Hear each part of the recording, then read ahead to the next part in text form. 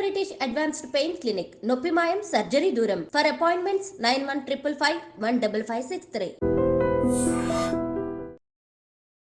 Big breaking ఇది.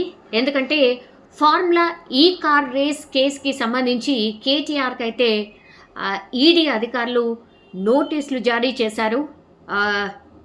జనవరి 7వ తేదీన అంటే 2025 జనవరి 7వ తేదీన విచారణకు హాజరు కావాలంటూ నోటీసుల్లో పేర్కొనడం జరిగింది.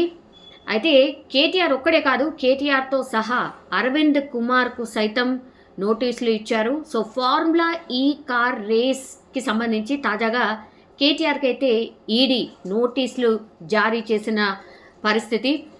వచ్చే నెల 7వ తేదీన విచారణకైతే హాజరు కావాల్సిందే. అండ్ సీనియర్ ఐఏఎస్ అధికారి అరవింద్ కుమార్, హెచ్ఎండిఏ మాజీ చీఫ్ ఇంజనీర్ బిఎల్ఎన్ రెడ్డిలకు కూడా ఈడీ అయితే నోటీసు జారీ చేసింది. అయితే వీళ్ళిద్దరిని మాత్రం జనవరి 2, 3 తేదీల్లో విచారణకు రావాలని నోటీసుల్లో పేర్కొన్న పరిస్థితి.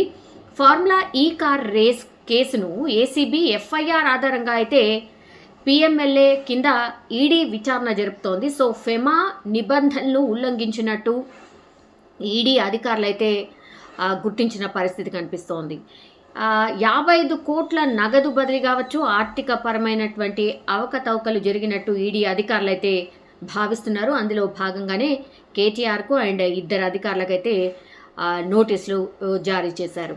అయితే కేటీఆర్ తెలంగాణ హైకోర్టును ఆశ్రయించారు ఇదే కేసుకి సంబంధించి. తనపై ఏసీబీ నమోదు చేసినటువంటి కేసులు కొట్టేయాలని కోరారు. ఈ నెల 21న హైకోర్టులో క్వాష్ పిటిషన్ కూడా దాఖలు చేశారు కేటీఆర్. అయితే ఆ పిటిషన్పై ఇప్పటికే విచారణ చేపట్టింది ధర్మాసనం. అండ్ కేటీఆర్ను ఈ నెల 30 వరకు కూడా అరెస్టు చేయకూడదని ఆదేశాలు కూడా జారీ చేసింది. అంటే రేపటి వరకు అరెస్టు చేయకూడదు అని. సో ఈ కేసులో విచారణను కొనసాగించవచ్చని హైకోర్టు పేర్కొంటూ కౌంటర్ దాఖలు చేయాలని అయితే ఏసీబీ అండ్ పురపాలక శాఖ కార్యదర్శి దానకిషోర్లకైతే నోటీసులు జారీ చేసింది. సో ఈ క్రమంలోనే నిన్న కేటీఆర్ క్వాష్ పిటిషన్పై మరోసారి విచారణ జరిపింది హైకోర్టు. సో ఈ కేసుని మంగళవారానికి వాయిదా వేసిన పరిస్థితి, అంటే 31వ తారీఖు. కేసులో కేటీఆర్ నాట్ టు అరెస్ట్ను ఎత్తివేయాలని ఏసీబీ పిటిషన్ దాఖలు చేసింది.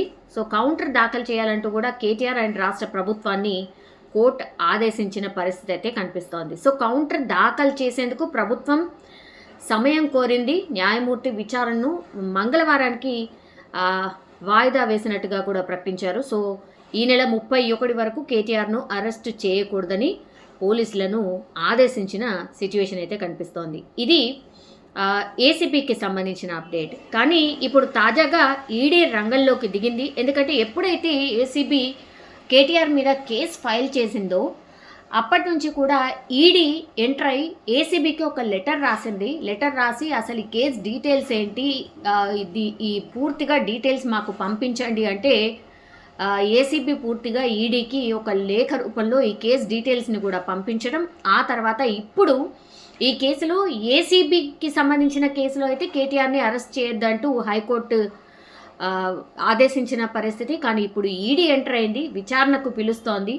2-3 తేదీల్లో అధికారులను, 7వ తేదీన కేటీఆర్ని అయితే విచారణకు పిలిచిన నేపథ్యంలో ఇప్పుడు ఏం జరగచ్చు? మరి ఏసీబీ కేసులో ఒకవేళ కేటీఆర్ని అరెస్ట్ చేయొద్దంటూ కోర్టు ఆదేశాలు జారీ చేసినా మరి 7వ తారీఖున ఈడీ విచారణకు హాజరు కావాలంటూ కేటీఆర్ని కోరిన నేపథ్యంలో మరి ఏం జరగచ్చు? అండ్ 2-3 తారీఖుల్లో ఇప్పుడు కేసులో ఇన్వాల్వ్ అయినటువంటి ఈ ఆఫీసర్స్ ఎవరైతే ఉన్నారో అరవింద్ కుమార్ అండ్ బిఎల్ఎన్ రెడ్డిలు వాళ్ళేం చెప్పబోతున్నారు, ఆ తర్వాత విచారణకు కేటీఆర్ హాజరైన తర్వాత ఆయన ఏం చెప్పబోతున్నారు అనేది చూడాల్సింది.